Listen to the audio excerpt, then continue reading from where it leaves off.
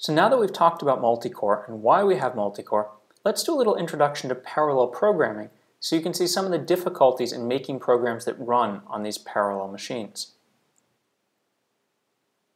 So, we saw that 4 cores isn't going to be any faster unless our software knows how to use all 4 cores at the same time. So we need a program that knows how to split up its work so that all of the processing cores can do something in parallel for it to run faster. This is called parallelization, and this is difficult. Taking a program that does things one at a time and figuring out how to make it do them in parallel is a tricky job. So we need to divide up the work across all the processor cores, and for some problems this is easy, and for most it's hard. Let's take a look at an easy problem. So we're going to blur an image. Here's our input image, and what we want to do is blur it. So for each pixel in the input image, we're going to look around that pixel, and we're going to average all the colors.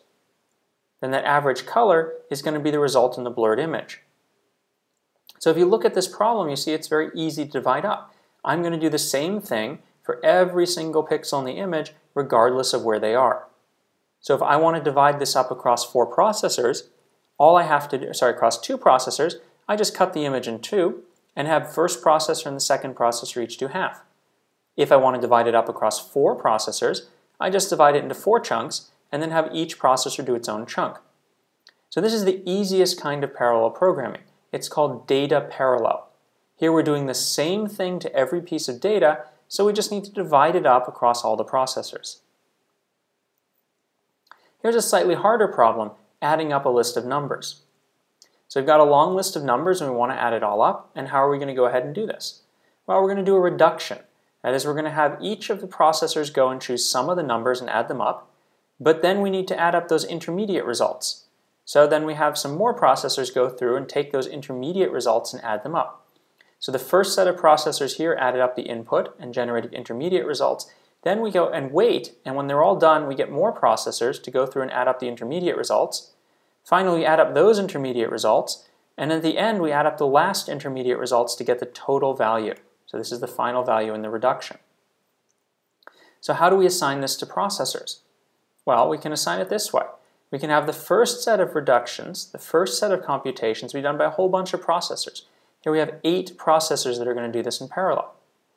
Now we want to have this processor 0 do the next intermediate results, take the previous results from here and here and add them up, but to do that we need to synchronize. So we need to have processor 0 wait for processor 1 to be done, because if it doesn't wait for processor 1 to be done, it may get the wrong values to add up. So we need to put in what's known as a barrier here, and that barrier first forces them to synchronize.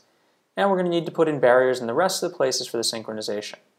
And then when we get to the next level, we're going to have to do the same thing with a barrier for synchronization.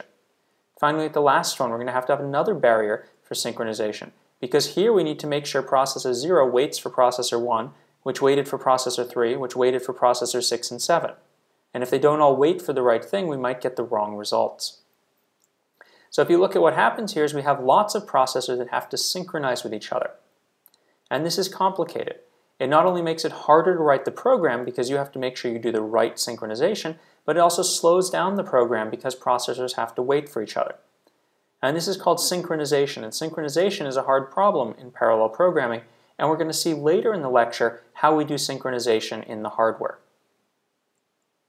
But there's another problem here. So let's look at how many processors we're using. So for the first chunk of the program, we're using all 8 processors. But then for the second chunk, we're only using 4 processors. The third part, 2 processors. And the last part, we're only using 1 processor. So for this last part of the program here, we're only using 1 processor. We're wasting the other 7 of our 8 processors. So if you look at how effective this is, we have 15 chunks of work total. We're doing them in 4 steps, 4 time units. So on average, we're only doing 3.75 pieces of work at a time. That means if we have an 8-core machine, we're only going to use 3.75 processors on average, less than half the machine. This really isn't very good. This problem here is known as load balancing. That is, it's making sure that all of the processors have the same amount of work to do, so you're using the whole machine the whole time. Let's take a look at an even harder problem. So here we're going to count words. Got a whole bunch of text here, and we want to go through and count the number of words in it in parallel. So how are we going to do that? Well, the first thing we need to do is find the halfway point. Now, as a human, I can look and say, it's probably about here, between these two words. But a computer doesn't know where between words are. So what the computer is going to have to do is first guess a halfway point, and then it's going to have to step backwards until it finds a space. Once it's found a space, it knows it's the end of the word, and now it can go ahead and divide up the text and send one chunk to each processor. So if we look at what this had to do here, the second part, where we do the word counting after we've divided it up, that we can do in parallel. The second processor can do all of this, while the first processor does this. But the first part, where we're trying to find the split point, that has to be done serially, because we have to walk through this and find the point before we can tell which one to work on. So here we have a problem where part of it is serial and part of it is parallel. So a question about load balancing. If you divide an image into 4 equal parts to process on 4 processors, will you have a load balancing problem? The answer here is maybe. It depends on how much work it is. So with the example we looked at where we were doing blurring, we did the same work for every part of the image. So there you divide it up just fine. But what if you're doing something different? What if you're doing face detection? So if you're doing face detection, these two processors down here might find a face and have to do more work, but these processors up here won't find a face and won't have to do work. Or maybe you're counting the number of pink pixels. Then these ones may do a lot more work than the ones down here. So it depends on whether each processor is doing the same work for each part of the image. If you wanted to count the number of words in the text on 4 processors, how many times would you need to guess a dividing point and walk back to the first space?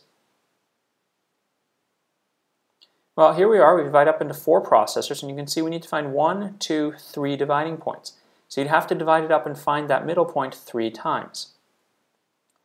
Note that you can do this in parallel. So I could guess 3 starting points and then have 3 different processors all walk back to find the next word.